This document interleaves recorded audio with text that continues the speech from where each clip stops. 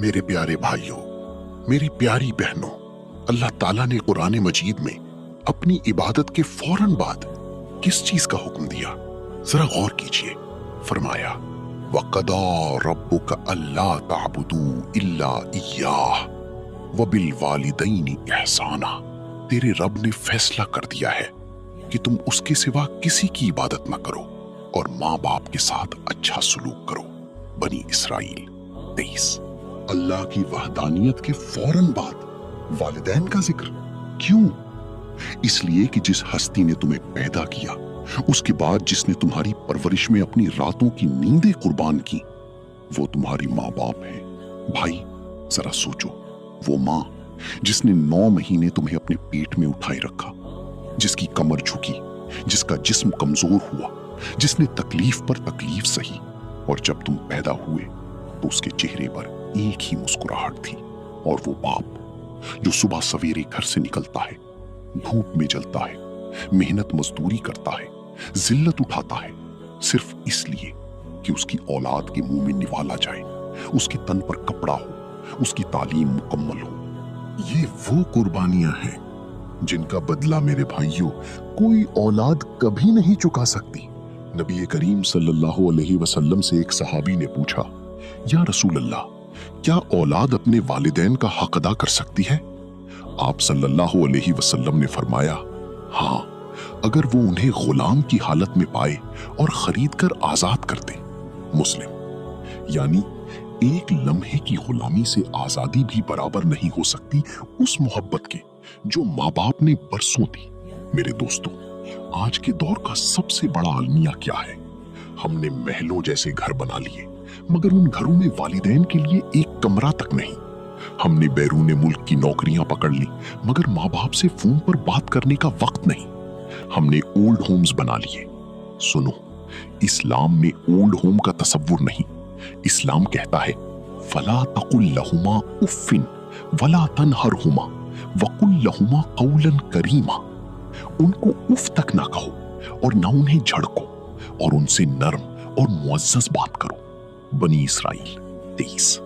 If, ایک لفظ جو اذیت کی سب سے چھوٹی علامت ہے، اس سے بھی منع کیا گیا، اور ہم آج والدین کو جواب دیتے ہیں، اونچی آواز میں بات کرتے ہیں، ان کے فیصلوں کا مذاق اڑاتے ہیں۔ اللہ کی پناہ، ایک واقعہ سنو۔ حضرت اویس قرنی رضی اللہ عنہ کا نام تم نے سنا ہوگا۔ نبی کریم صلی اللہ علیہ وسلم نے خود ان کا ذکر فرمایا، حالانکہ وہ صحابی نہیں تھے۔ کیوں؟ کیونکہ وہ اپنی بیمار بوڑھی ماں کی خدمت میں اس قدر مصروف رہے کہ نبی صلی اللہ علیہ وسلم کی زیارت کے لیے بھی نہ جا سکے۔ ماں کی خدمت نے انہیں وہ مقام دیا جو بڑے بڑے لوگ ترستے رہ گئے۔ سوچو بھائی، ایک شخص جو نبی کی زیارت چھوڑ دے ماں کی خدمت کے لیے، اور اللہ اس کا ذکر اپنے نبی کی زبان سے کروائے، تو ماں باپ کی خدمت کتنی بڑی عبادت ہے۔ اور سنو، جنت کے بارے میں نبی کریم صلی اللہ علیہ وسلم نے کیا فرمایا؟ ایک صحابی آئے، عرض کیا، یا رسول اللہ، جہاد پر جانا چاہتا ہوں۔ آپ نے پوچھا، تمہارے والدین حیات ہیں؟ عرض کیا، جی ہاں۔ فرمایا، فَفِيهِمَا فَجَاهِدْ، تو انہی کی خدمت میں لگ جاؤ، یہی تمہارا جہاد ہے۔ بخاری و مسلم۔ سبحان اللہ، والدین کی خدمت کو جہاد کے برابر قرار دیا گیا، اور فرمایا جنت ماں کے قدموں تلے ہے۔ یہ کوئی معمولی بات نہیں، یہ اس رب کی طرف سے اعلان ہے جس نے جنت بنائی۔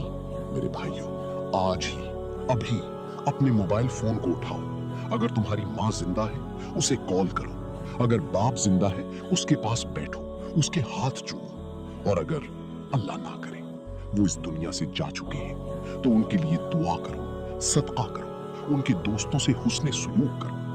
یہی وہ راستہ ہے جو ان تک ثواب پہنچاتا ہے۔ یاد رکھو، جو ماں باپ کی خدمت کرتا ہے، اللہ اس کی اولاد کو بھی اس کی خدمت کے لیے تیار کرتا ہے۔ یہ فطرت کا اصول ہے۔ اور جو والدین کو ستاتا ہے، اللہ کی قسم، وہ اپنے ہاتھوں اپنے بڑھاپے کی بربادی لکھ رہا ہے۔ اللہ ہم سب کو اپنے والدین کا حق ادا کرنے کی توفیق عطا فرمائے، ان کے سائے کو، ان کی دعاؤں کو ہمارے اوپر قائم رکھے، اور جن کے والدین اس دنیا میں نہیں رہے، اللہ ان کی مغفرت فرمائے، انہیں جنت الفردوس میں اعلیٰ مقام عطا فرمائے۔ آمین یا رب العالمین۔ سبحان ربک رب العزت عما یصفون وسلام علی المرسلین والحمد للہ رب العالمین.